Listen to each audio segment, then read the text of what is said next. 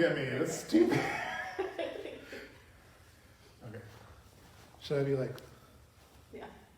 oh, hi, welcome. That's perfect.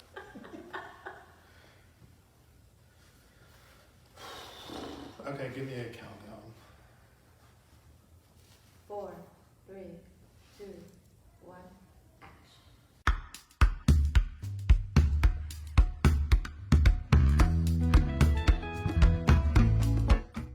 Hello everybody, welcome to Adult Crafts Online at the Longview Public Library. If you are here for Zentangle Drawing, you are in the right place. Normally we like to do these things in person here at the library, but we're in our new virtual digital world, so thank you for taking time out of your schedule to come and see us. My name is Wesley, I'm the media and graphic designer here at the library. Any kind of signage or Facebook things you see, that's usually me, I'm sorry. And with me is my mentor and fellow crafter in crime. Hi, I'm Evelyn. You probably see me all the time up front. I'm the one that checks out your books and checks them back in. And we've been doing this crafting thing for over... I was trying to figure it out last night. I think it's almost, as long as I've been here, so 3.5 years, coming up on 4. Yep, it's been a while. So we've definitely done a lot of projects and we're tired of each other. No, I'm just kidding. All right, so you're here for Zentangle.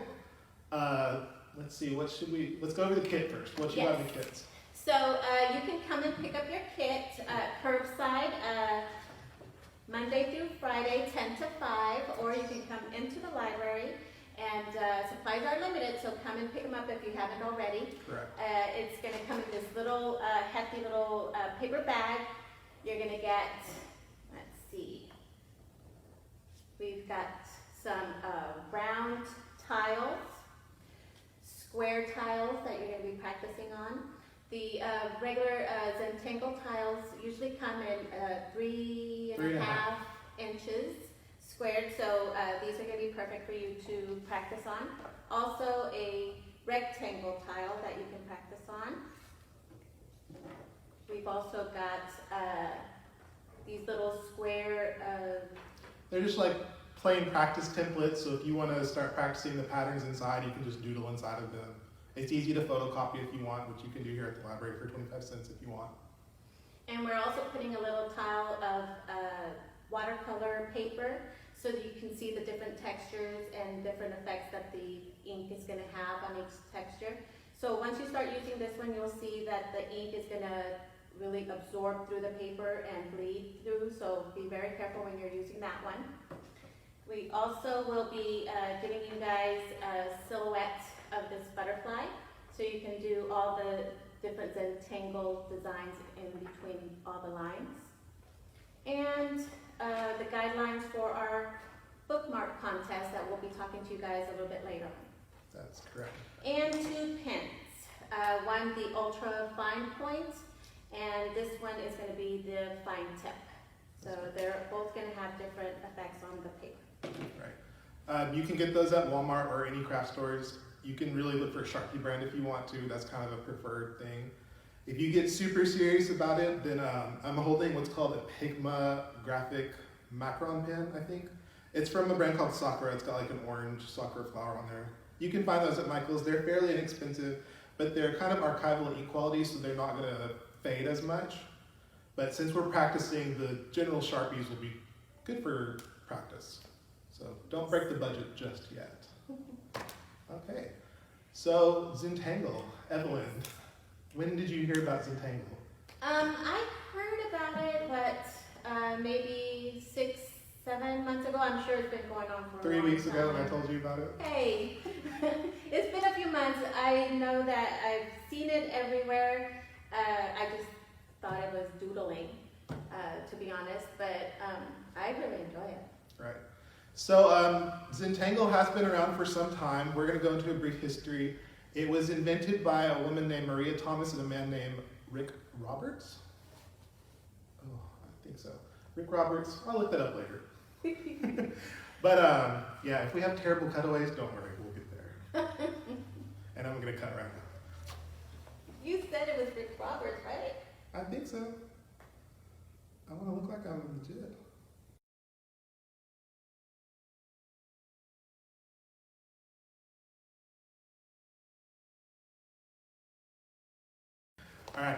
So, it was invented by a woman named Maria Thomas and a man named Rick Roberts. Maria Thomas was, she used to do botanical illustrations. So she would do like these really ornate designs and sort of manuscript pages, as you call them. And they would sell them at the farmers markets and art walks locally. One day she was doing a work and Rick came in and he tried to like call to her and say, "Hey Maria, what's up?" And she was like deep in trance doing her work. And so he kind of watched her for a minute. He just noticed that she was so focused. And eventually he kind of snapped her out of it. She was like, "Oh." And she described how she had this sense of sort of like a reverie as she was doing all these little doodles and getting lost in them and doing the details. So they went to a hotel together and they sort of developed what's called Zentangle. He was a former Buddhist monk, so he put some of those practices into the Zentangle, and she was a fine artist, so they combined those two worlds, and that's how they got Zentangle. So, let's see, where should we go next? Just kidding. We're going to go on to the basic steps of Zentangle.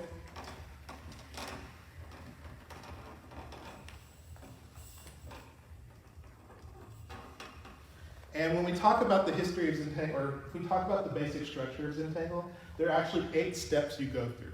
The first one is gratitude, the second one is corner dots, the third one is making a border, the fourth one is making strings, the fifth one is making tangles, the sixth is shading, 7 is initialing and dating, and then 8 is the appreciation of your work. As you come to, you'll kind of see if you want to edit out some of those steps and not do them. Like for instance, I don't always do the shading, I'm not gonna lie. I just don't care for the way it looks. But the gratitude and the appreciation, and that's kind of the Zen part of it all. So we're gonna go through step by step, but essentially it's gonna go dot, dot, dot, dot. Yeah. So let me get some towels to wipe this off.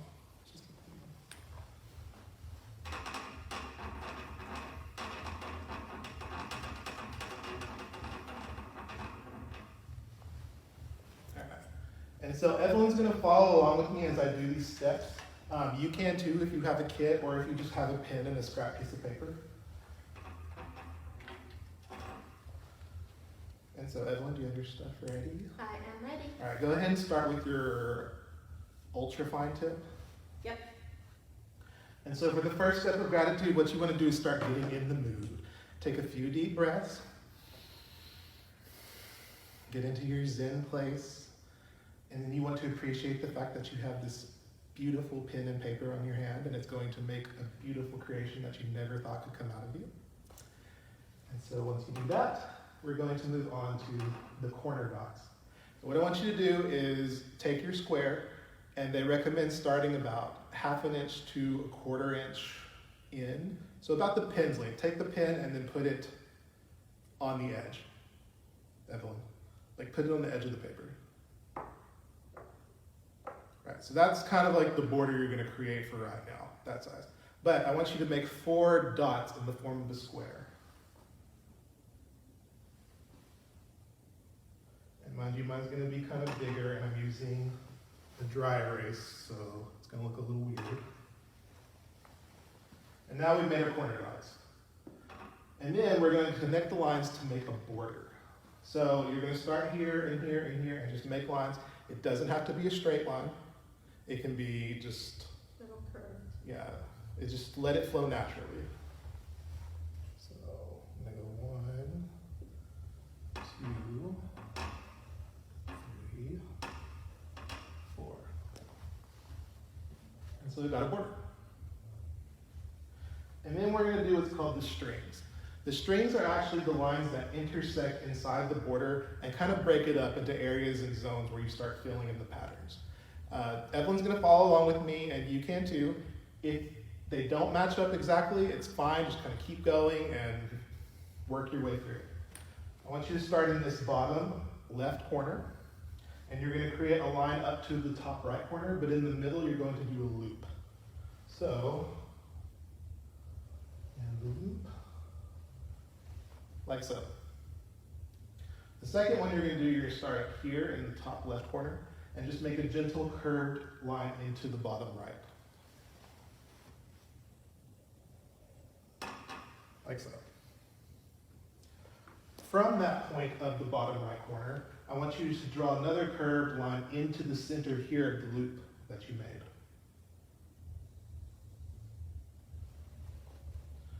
So it should look something like this. You should have 1, 2, 3, 4, 5, 6 zones. We're going to start calling them zones. I don't know if they're actually called zones, but that's what we're going to call them. And so now that the strings are complete, we're going to move on to the tangles. The tangles are kind of like the bread and butter that makes Zentangle what they are. It's those little intricate patterns and designs that come out of your brain freely.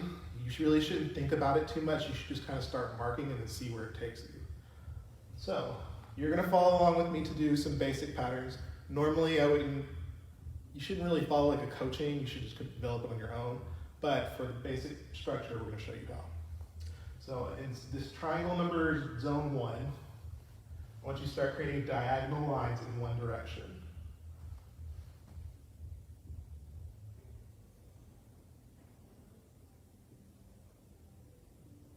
You're going to kind of space them out. It doesn't have to be too close together. And so we've got a set of diagonal lines. Right next to those diagonal lines, I want you to do another one. So you're kind of creating this rectangle within them. Does that make sense? Gotcha. And just keep going like that all the way through.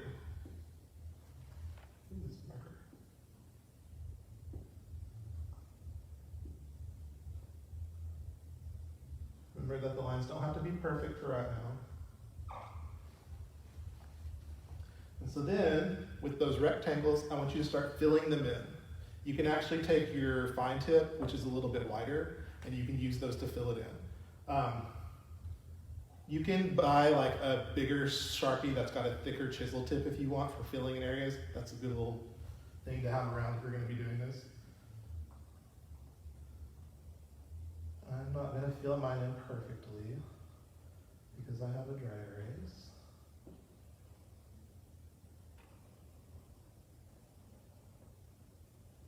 I feel like we need some yoga music going.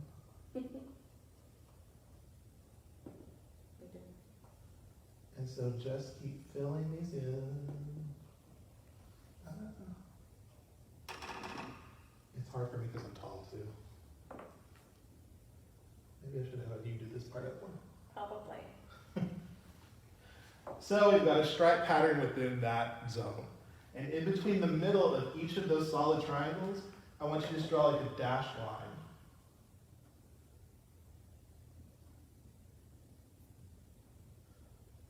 Just a dashed line to break it up.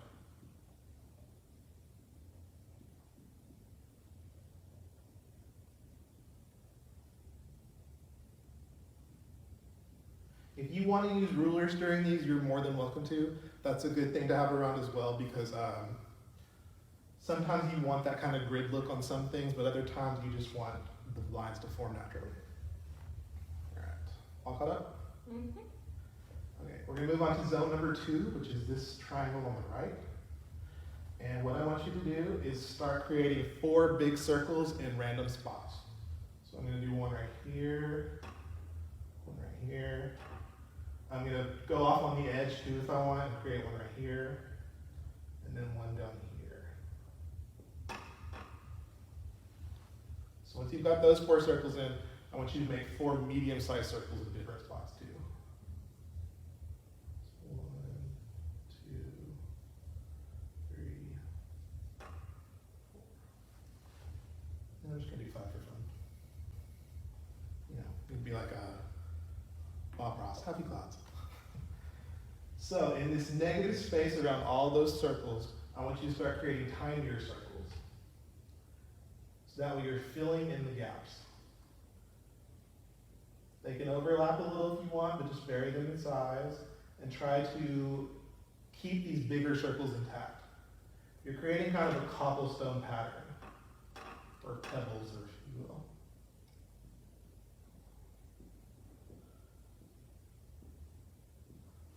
And I'm going to get in front of the board, but you get the idea.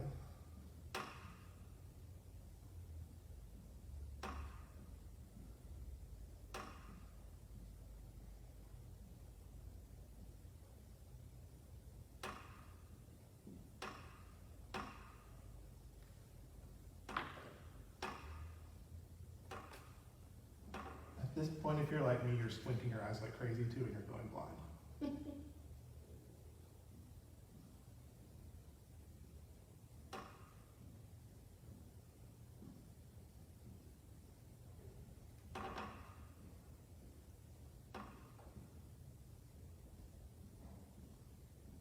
Varying sizes, filling up the negative space.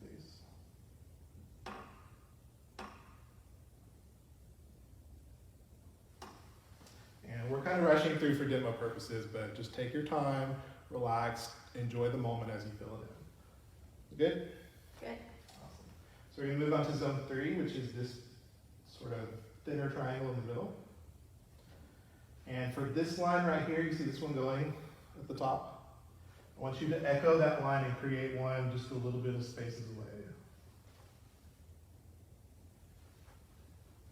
And for the next move, on this line right here, go in a little on the line you just made. Do you see where I'm at?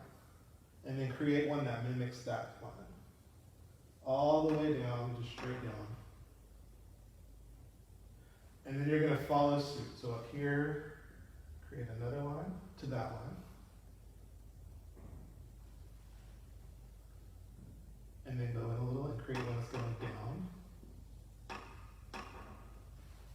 And so on and so on, until you get to the very end, where you can't fill up the space anymore.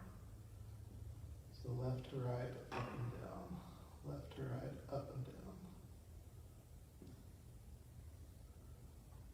How are we looking? Good. Good. So you're creating kind of like that step window pane. Zone number 4 is going to be the little oval that's in the center. What I want you to do is create a crosshatch pattern.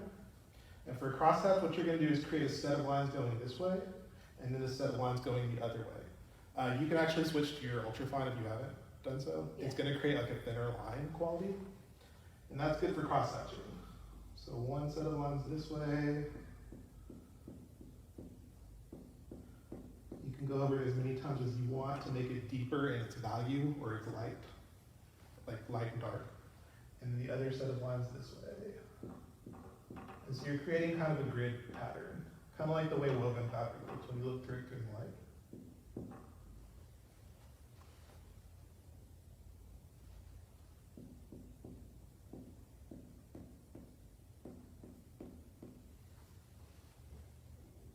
Yeah? Mm-hmm. So then we're going to kind of flip the script and we're going to create another zone. This oval shape right here, right next to the line, I want you to create little circles. And then you're going to kind of space them apart, but you're going to follow the shape of that line.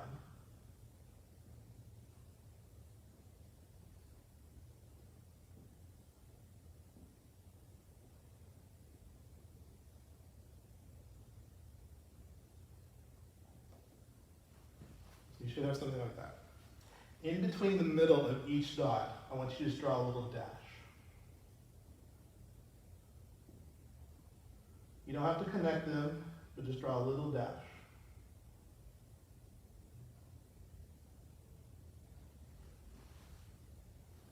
And so for the next step, you're going to create another set of circles in the same fashion, following the oval shape.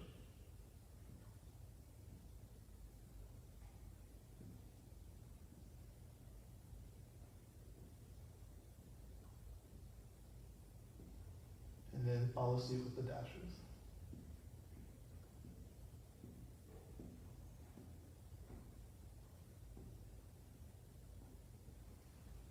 So you should have a really cool kind of egg-like design. And for the next step, you're going to break that up into a zone by starting next to the second set of lines you made. And then you're just going to draw a solid line all the way around that. Some of you might have it to where your line actually goes up into this section right here. That's fine. Just continue the pattern along the same way. And if you do have that little break that I was talking about, you might have a little triangle right here in the center. If you don't have a little triangle, go ahead and draw a small line to kind of cut that off and create another section. Yeah. And so now that you have this little extra section, color that in solid with black.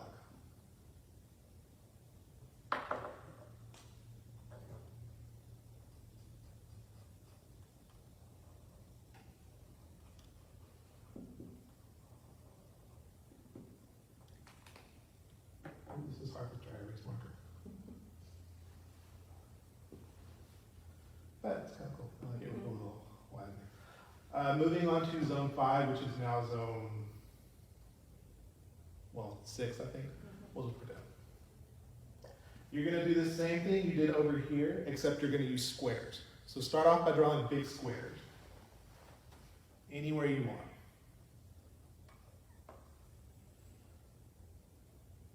So I'm going to do 1, 2, 3, and then like 1 right there, 4. And then I want you to put squares behind those squares. So I've got 1 right behind there. I'm going to do that to all of them. It can vary in size if you want, or it can be big, it doesn't matter. But you're going to kind of break up those shapes with other squares.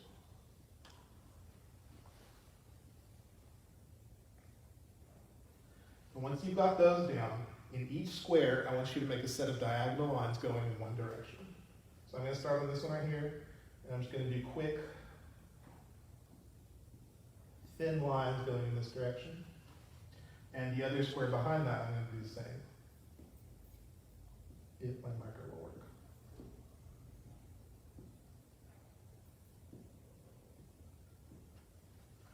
And I'm going to try to eye and guess where those lines are going through if it's overlapping, so that way I can make that pattern look even.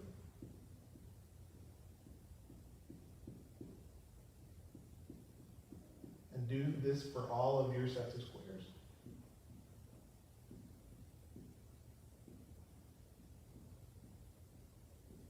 And again, if you want them perfectly, I recommend use a ruler, but you should start practicing what's called line quality and getting like a nuanced line without using a ruler. So that way you can go from point A to point B with ease and kind of quick. It's going to be easier if you're working small scale too, like Evelyn is.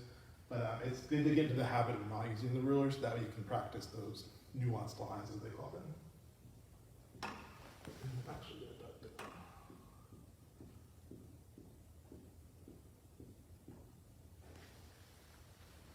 so now that that's done, and you've got all your squares filled in, I want you to draw a dashed line around the silhouette of each square. So you want to watch me do them? Mm-hmm. So dashed line here, dashed line down, dashed line, dashed line, dashed line, dashed line. I'm outlining the sets of squares with the dashed line.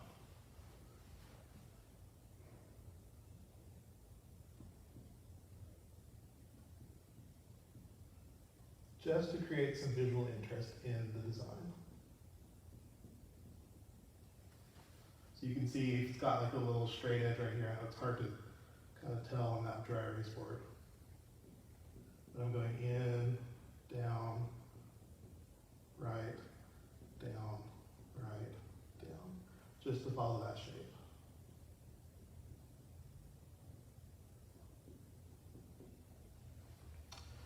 And if you mess up, don't worry, because part of Zentangle is that there's no mistakes. They actually call them opportunities. So if I were to make like a little line right here, I could be like, oh, I'm going to turn this into a bird. And it's going to take off in a direction that I never thought it could go. All right, all caught up? Mm-hmm. So we're going to move on to this final zone right here. And we're going to show this work some love, and we're just going to create hearts. Any kind of heart you want. And you're just going to fill in the space with hearts. You can see that I'm just making quick loopy lines. I'm following the shape of my lines, but you don't have to do that. You can go random in any spot. They can be big or small.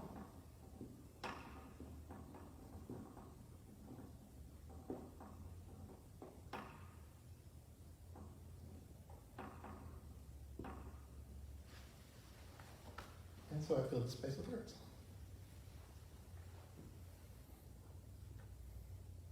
Looks good. You can get closer to the camera too if you want. Maybe you'll have to get out and let you know. All right, so we created the tangles of our work. Number 5. Like I said, the tangles are kind of the patterns. They're going to look a lot better than this, as you can see from Evelyn's. But that's the general gist of getting it. Your next step will be shading. Like I said, it's not a step that I usually prefer to do. But if you look online and you see some examples that have shading, you can see it kind of creates a little bit of depth and dimension.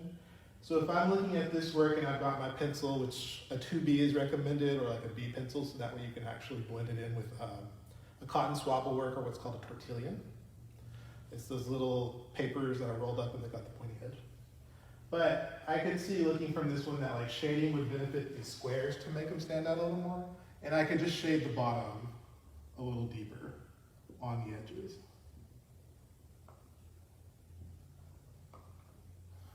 And on each one, I'm just gonna kind of blend it in with my pencil.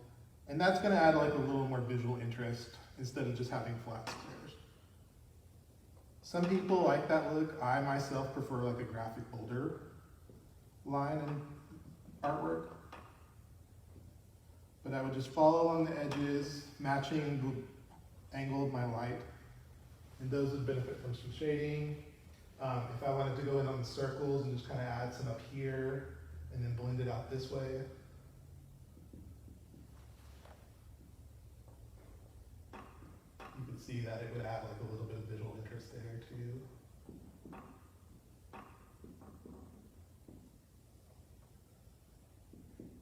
I wouldn't even know how to shade with a marker, so hopefully you're getting this. But that would be your step 6, is to shade. And then once you're done with all that, you're going to initial and date your work. You can do it anywhere you want. You can actually do it inside the Zentangle or the work if you have that. But I'm just going to put mine at the bottom here with the date. And I'm going to move on to step number 8, which is where I'm going to look and appreciate. And that is the basic method of Zentangle. So like I said, normally you wouldn't follow like line for line like we did, but I just wanted to kind of show you what a pattern was.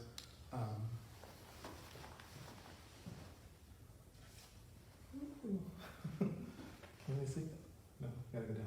Okay. So you can see Evelyn followed my lines and stuff, and she still kind of, ooh, she even added extra interest with her heart. Teacher's pet.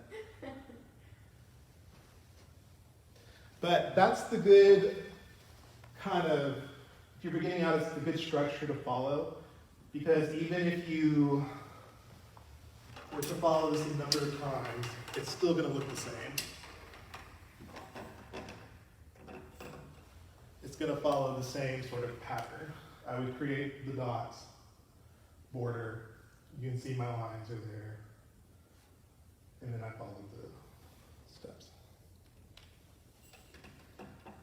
So, when you're doing this, you're going to get a square out, any kind of pen or paper, and you're just going to follow those steps. Evelyn and I are going to show you a way to do that, and then we're going to put in our own patterns. We're not going to follow what I put out in guidelines. We're just going to let the Zentangle take over.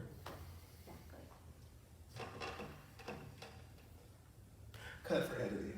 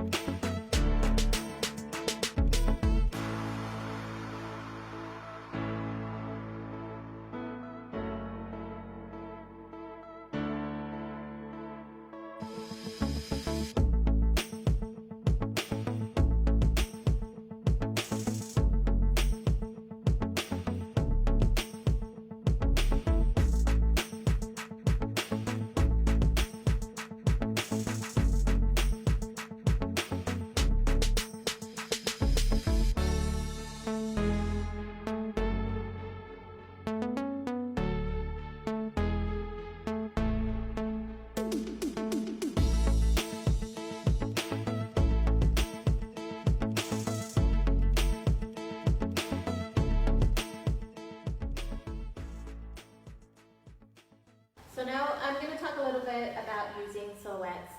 A lot of you have even coloring books at home or can find shapes, different shapes online.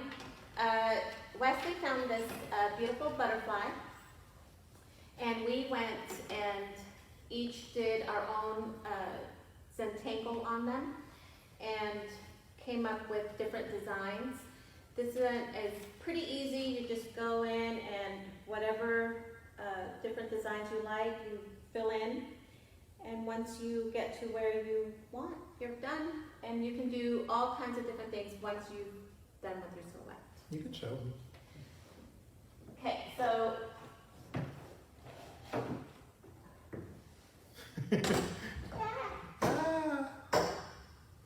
As you can see, our makeshift studio here at the library. once we filled out the silhouette, Wesley printed them out, and he printed some out on iron-on transfer. transfer paper, and we ironed them onto some of our bags, as you can see. Stunning. Yep. Evelyn's taking that one home. I am mine forever. Although we did have a nail it failed it moment where we tried to do another bag and we failed it. We have it, yeah. Yeah. I also took the same bag, and on the other side, I did a freehand Zentangle. So you can see you can do all kinds. This one is iron-on, and this one is just done with marker. And that one is... This is our failed. It's not really failed per se. The fabric didn't work out that well with the iron-on transfer. It was a little tough. So a lot of the edges didn't Ironing down. transfer over, so I had to go and fill it in with a marker. You can show them the other one that I did So too, the dresses. another thing we did was we just took a long scrap of paper and did our Zentangles on there. We photocopied it. I cut it up into shapes and then glued it onto this frame. So we got our own little artwork that we can put up in our house.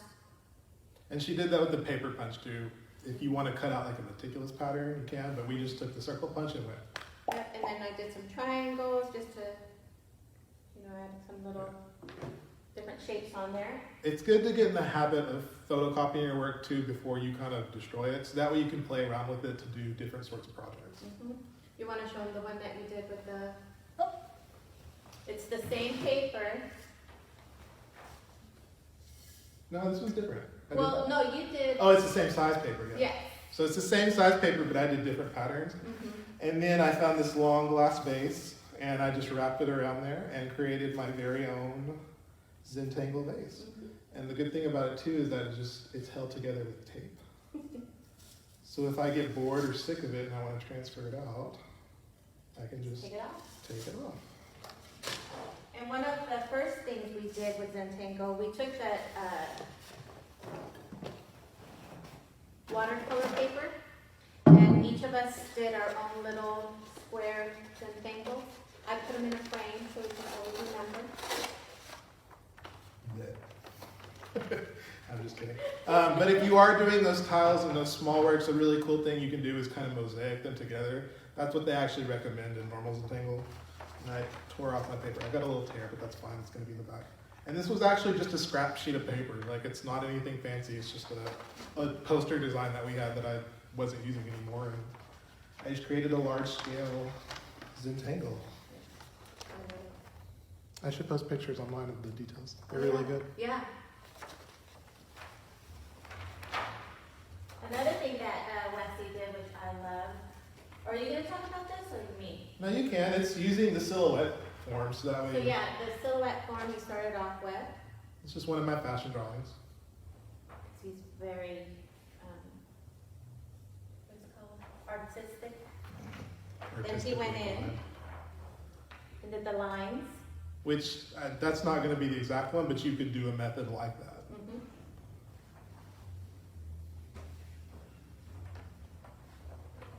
And you could, if you do it this way, then you do the different Zentangles in between the lines, or he did the free form.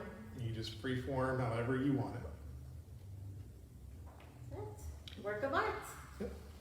And then for my other project, I just Zentangled on, what am I thinking of? Origami paper. Right. Origami paper, and then I just folded them up into cranes.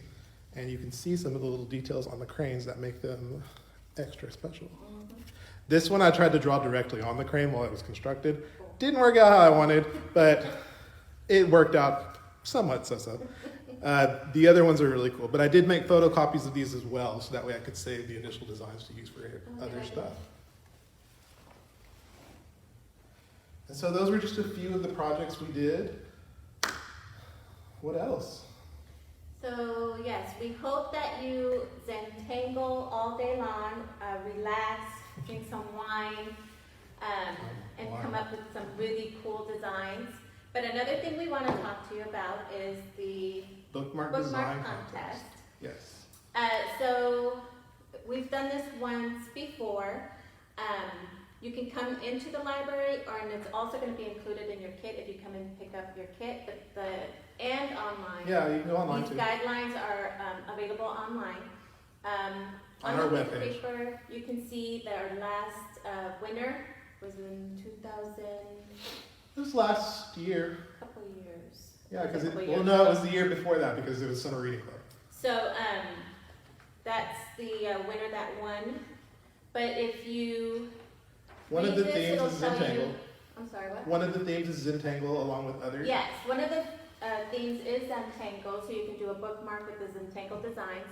Or we've got Christmas, Valentine's Day, reading, books, animals, comic books, superheroes, and Zentangle.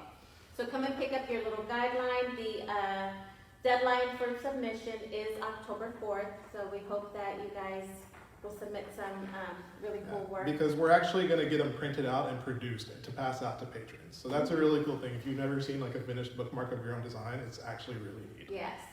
So, all right. So thank you for joining us at another Adult Craft Online session. If you have any questions, please feel free to come and find Evelyn and I, and we will gladly answer any questions. Mm-hmm. We do have a few Zentangle books here in the library, but if you find one online that you'd like, we could also interlibrary loan it or request to purchase it, because our purchasing dates are coming up soon, I think. Yes. October. But, all right, have a good one. Okay, bye guys.